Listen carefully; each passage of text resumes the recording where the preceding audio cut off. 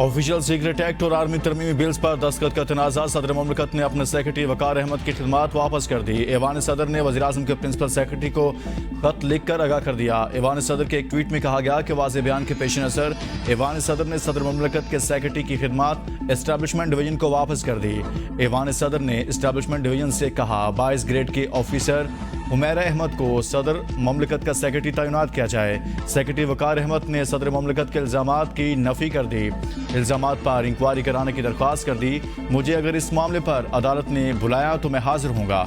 सदर मुमलिकत के ऑफिस से सेक्रेटरी ऑफिस बिल्स आए ही नहीं।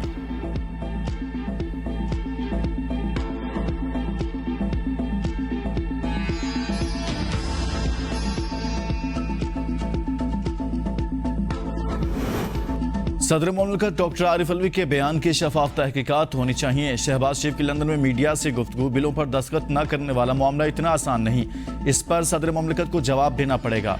सदर साहब ने इतने दिन इंतजार क्यों किया, ये एक सवालिया निशान है। पाकिस्तान के सबसे बड़े आईनी ओहदे पर बैठे शख्स को जुबानी कलामी बात नहीं करनी चाहिए।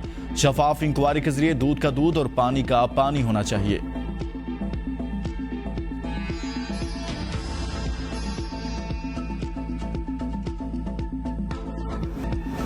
नई हल्का बंदियों के काम का बाज़ाब्ता आगाज। इलेक्शन कमीशन ने मुल्क भर में नई हल्का बंदियों के लिए कमेटियां तश्कील दे दी।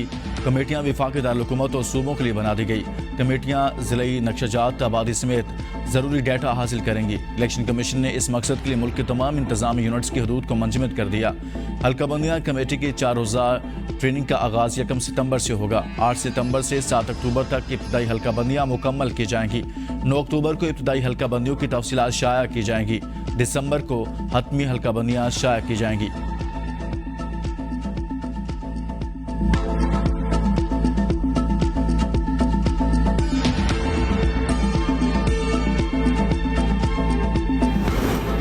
मरियम नवाज की जमानत मंसूखी के लिए दायर नैब की दरख्वास्त की आज समाअत। नैब ने शमीम शुगर मिल्स केस में आमदन से ज्यादा सासों के इल्जाम में मरियम नवाज की जमानत मंसूखी की दरख्वास्त दायर की थी। चीफ जस्टिस उमर अता बंदयाल की सरबराही में 2 रुकनी बेंच आज समाअत करेगा। बेंच में जस्टिस अतर मिनल्ला शामिल।